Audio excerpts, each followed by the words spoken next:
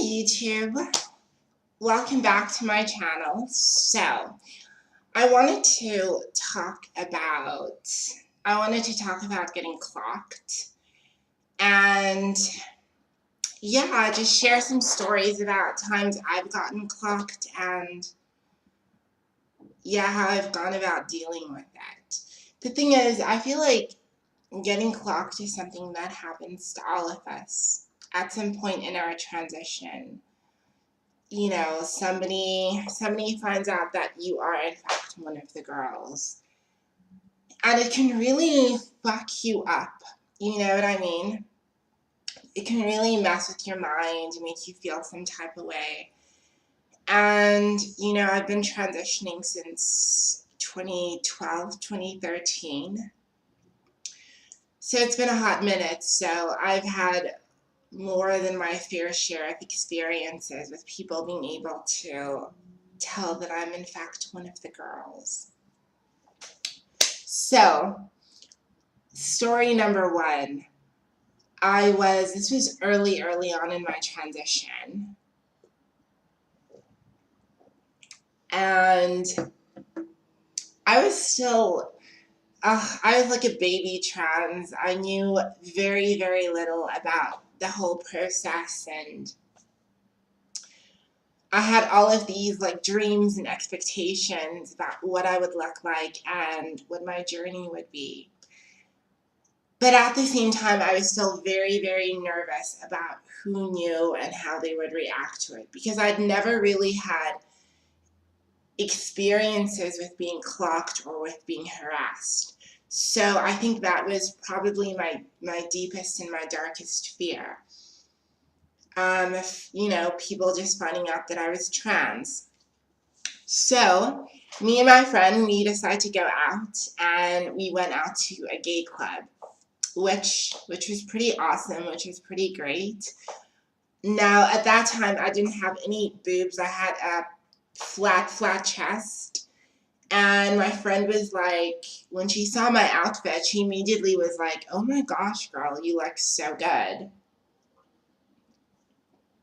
But she was like, "It looks kind of weird with your chest being so flat. So do you want to like maybe put on something?" Like, she had chicken cutlets. Now, if you don't know what chicken cutlets are basically like fake boobs that you kind of like put on just to give you that extra bit of, you know, that extra bit of juice where it matters the most. So I'm kind of like, yeah, I'll put them on, but don't I need to wear like a bra just to keep them in place? And she was like, "No, girl, you will be fine. You'll be 100% okay." So I'm like, okay. So we get to the club, we get to the gay club, and immediately I walk in, and there was this group, like there was this guy and two girls, and immediately they noticed me, and they started like pointing and like talking amongst themselves, and it was pretty clear that they were talking about me because they kept pointing in my direction and laughing. So it doesn't get more clearer than that. But I was just in the mindset that I'm here with my friend, there's good music, the drinks are flowing, so I can't really worry too much about the opinions of people that I don't even know. So, yeah, like we start dancing, and as we're dancing, you know, it's a club, you get really, really hot and sweaty. One of the chicken cutlets, I could feel shift in my dress, and I was like, okay, I know it's about to happen. It's about to fall out. Now, I wanted to go to the toilet, but before I could do that, I wanted to first talk to my friend and let her know where I would be. Girl, I turn around once, and that chicken cutlet falls to the ground, like immediately. So fine. The guy and the two girls that were staring at me, immediately they point in my direction and we start laughing their asses off. So I'm like, okay. I turn to my friend and I'm like, Portia? And she's like, yeah. And I like look down and she sees the chicken cutlet and she starts laughing. So you know what? I picked the chicken cutlet up, I put it back in place, and I kept on dancing. Because that's all that I could do. Like, to be honest, like I couldn't, getting upset and crying or getting mad wasn't going to change what had happened. It was just going to pull me out of a space of happiness. And I didn't know these people. And it always boils down to that you don't know these people. And I mean, especially if they're not all up in your face, all up in your grill, it's kind of like, what can you do but live your life? Not everyone is going to like or accept what we're doing. I mean, I think we're all aware of that. But what's important to realize is that, look, lions do not lose sleep over the opinions of sheep. And other people are welcome to believe and think whatever it is that they want to think. So I let it go because it had nothing to do with me. So that was the first time, and it had the potential of fucking me up, but you always have power. In whatever situation that you're in, you are in the driving seat. No one else can think for you, and no one else can feel for you. So the second time, or this wasn't the second time, but rather the second story, I was at a club. All good stories start with alcohol, right? So I was at a club with two friends of mine. Just this girlfriend of mine and a gay friend of mine. The issue is when you get clocked with people that are not of trans experience, they don't really have a full understanding of what's going on, and sometimes they don't even see it as a big deal, whereas it could have been. And in this instance, it actually was a big deal, where this guy pulled me out of my character. So, me and my girlfriend and the gay guy, we go to a club, and we're taking pictures, we're dancing, we're having a good time. And I noticed this dude, like this white dude from across the room, like staring at me.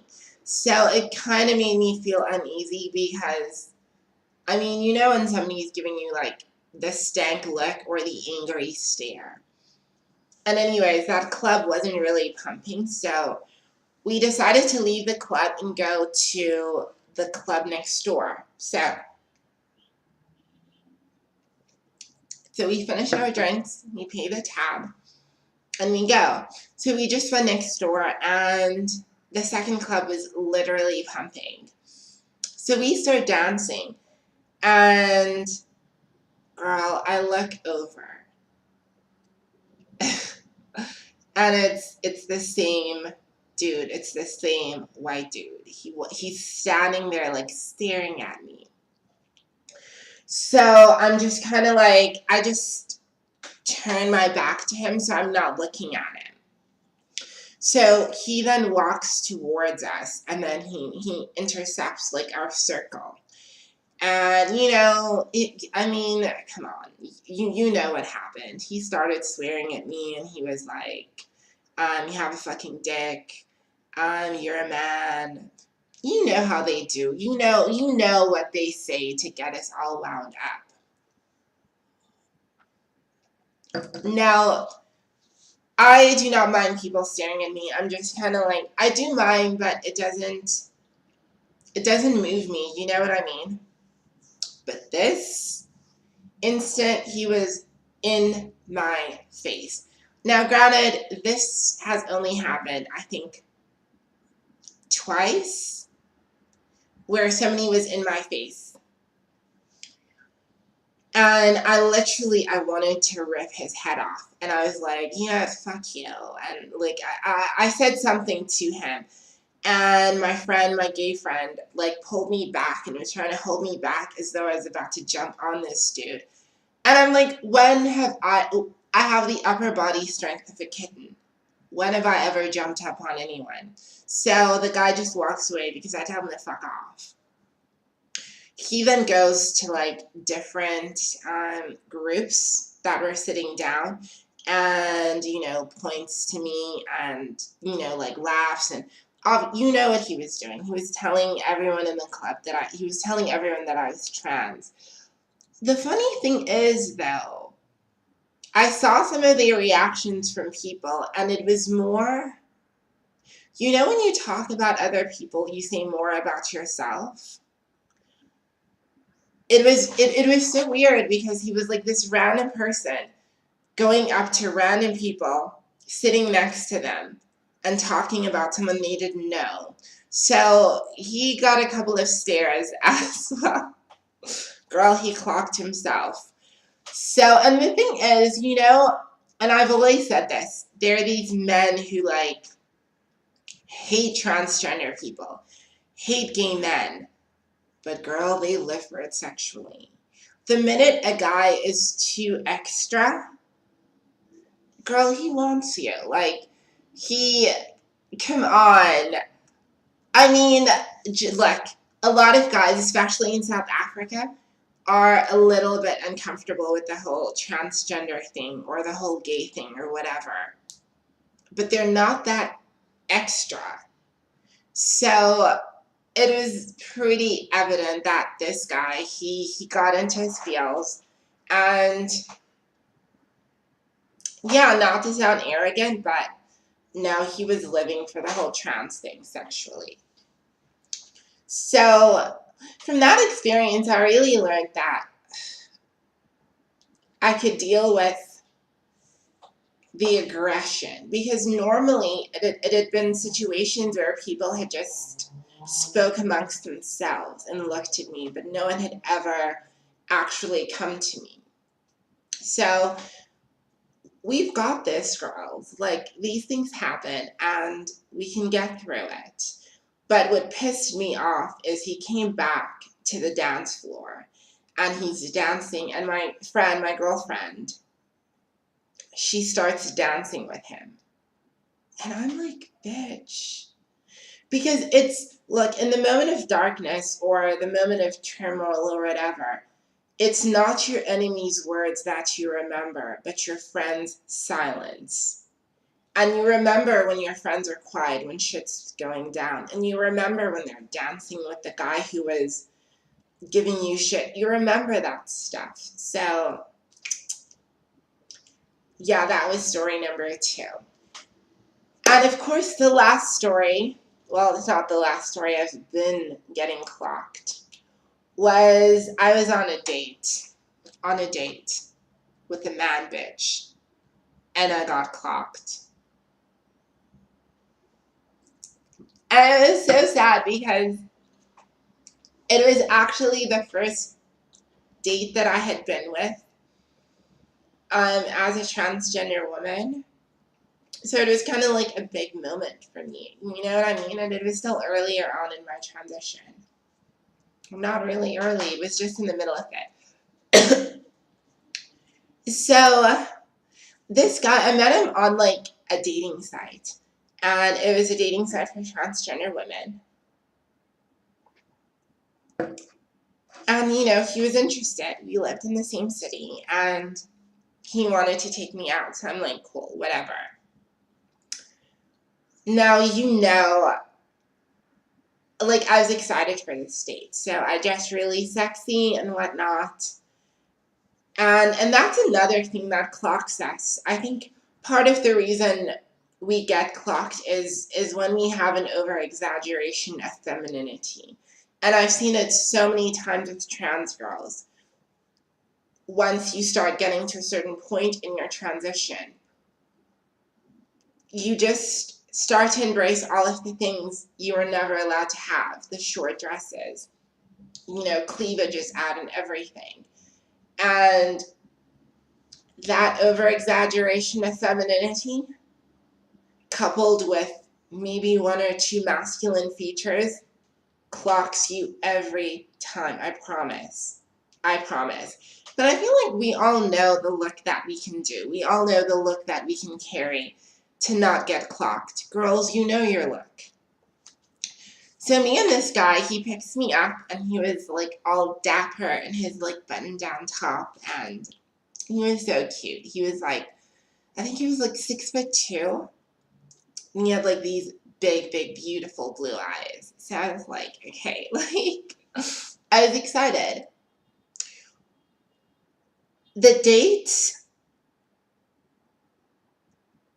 it didn't, I mean, from the moment we started talking, it was going south.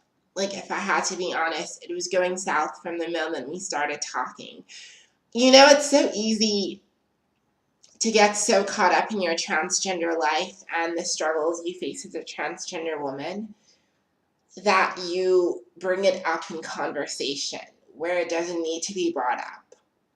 And that ends up dampening the mood. And that's what I did. I started talking about all of the negative experiences I had as a transgender person. And those stories evoke an emotion in you. And it's very easy for you to get caught up in that emotion and lose the moment. Suddenly you're living in the past and you're focused on all of the bad things that had happened instead of enjoying this moment. And the funny thing is, and the law of attraction definitely teaches this, if you're going to be in a mindset of, I'm so sad, so many bad things have happened, in a strange kind of way, you almost put that energy out into the universe and it comes back to you and you experience more negative experiences. And I mean, when I started talking about my shit, I got him going and he started talking about like his own shit. And we were both in this like downer mood. We get into the bar and, we're ordering. Then our waiter comes and we order like, he wanted like a cocktail and I think I wanted a mojito. And the waiter, he keeps looking at me and he looks at the guy and he looks at me. And after he's taken our order, he looks at the guy and he's like, are you sure you want that cocktail? And he looks at me and he had like a smirk on his face. And I'm like, this bitch. So it was kind of like, it was awkward because I've said this about guys who date transgender women, is that y'all who date us are going to get some of the darts that are thrown our way. They're going to hit you too. And he definitely felt some type of way, and I felt some type of way. Now, I ended up being super rude to the waiter. I asked for a different one. I should have actually complained to the manager. But that's when I got caught up in the sadness of my life and the unfairness of my life. And in a weird kind of way, I do believe that when we get caught up in our shame stories, or when we sit in a pity party and play Ain't It Awful, it's very easy for that same energy that we're releasing into the universe to come back and manifest as experience, and you find yourself being clocked. One of the reasons that I generally do not get clocked, or if I do, I'm just not aware of it, has to do with the fact that I always used to say this affirmation, that no one with breath in them would ever have the guts to come up and tell me some shit about being trans. And I definitely release this energy of confidence when I walk out into the street and people, I guess, feel like they can't come up and try me in a weird kind of way. But it always boils down to your energy. Yes, I mean, your look and how you're dressed and all of these other things. But it first starts with you. It first starts with a thought. Your thoughts will become experiences and they become things. So I want you to focus on the life that you want to have, the experiences you want to have. We've all been clocked, trust me, and it sucks and it hurts. But that will pass. But your truth, who you are as a woman, that will surpass time. And these experiences, they'll all be forgotten. Don't forget who you are. Don't allow someone's confusion to confuse your confusion. You know who you are. Thank you for watching. Bye.